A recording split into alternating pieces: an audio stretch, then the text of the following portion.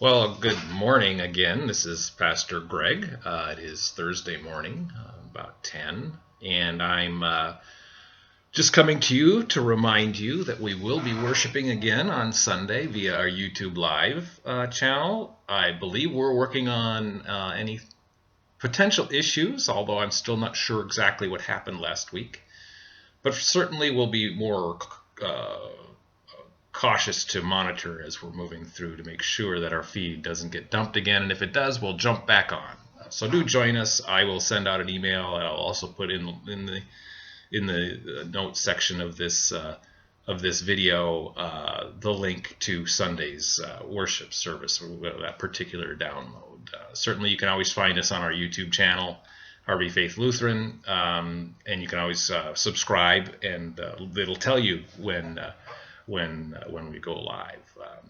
Also, I just want to remind you, during our worship service, we do take time out for offering. An idea is to take that time.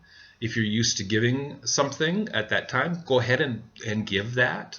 Place it in an envelope or whatever you want, and then you can drop back by the church. But also, you can offer anything, prayers, offer concerns, those type of things during that same time. Offer what you can do for the Lord, even, especially during this time of Lent, where we focus so much on our relationship and building and shoring up our relationship with the Lord that walks with us throughout the time.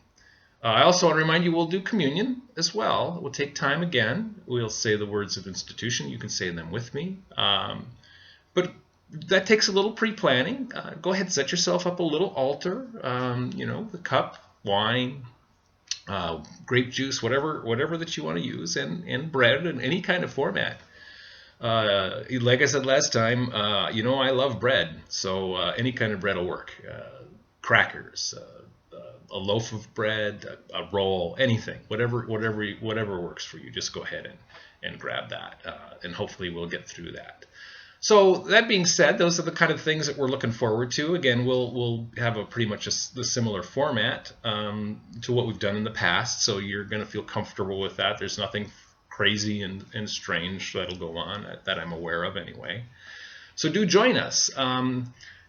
Now, if you want, you can hang on. That's the basic message there. But if you want to hang on, I'm going to let you know what the readings are and talk a little bit about what I'm thinking on some of those readings. So our readings this week are Psalm 130, Ezekiel 37, 1 through 14, John 11, 1 through 45, in Romans 8, 6 through 11. So the two that I'm kind of batting around right now as I'm working on my message are both the Ezekiel reading. Of course, the Ezekiel reading is the Valley of Dry Bones. And the Valley of Dry Bones, I think, is just a wonderful text.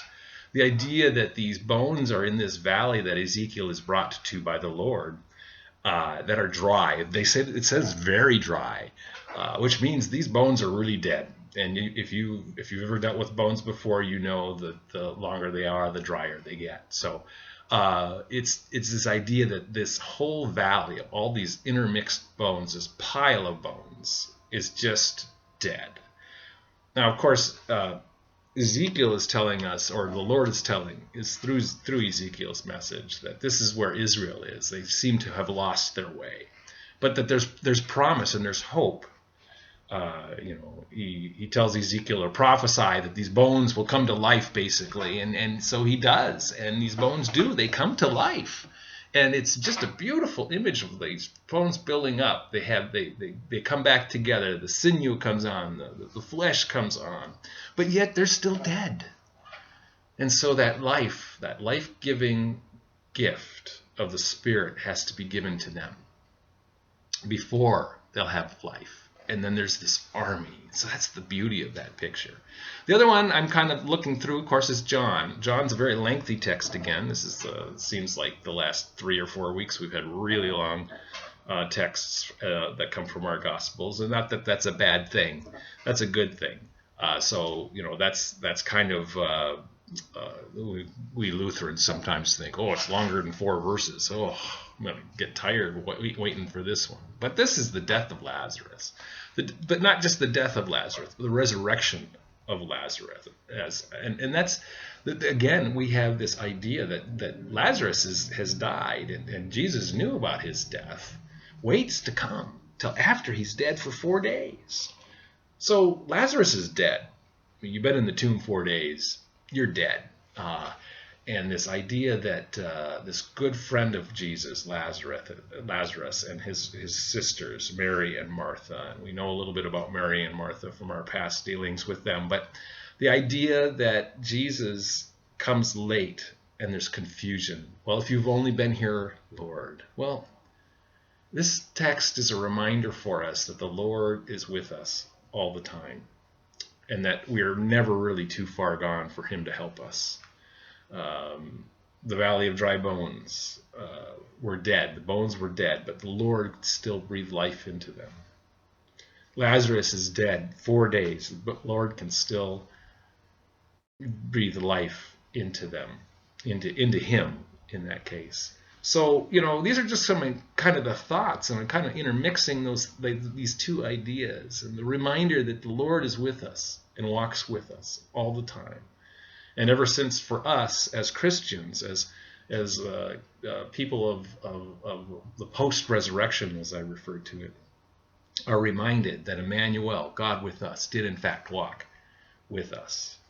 So join me on Sunday for worship. Hear a little bit more about what I want to say about both of those texts, and blessings to each and every single one of you this day.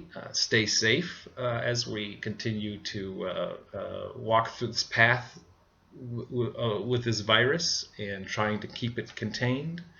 But also make sure you check on your neighbors and see if they need anything. Take a trip for them, help them, whatever it is that you can do. And again, just have a blessings for your day, and we look forward to seeing you on Sunday.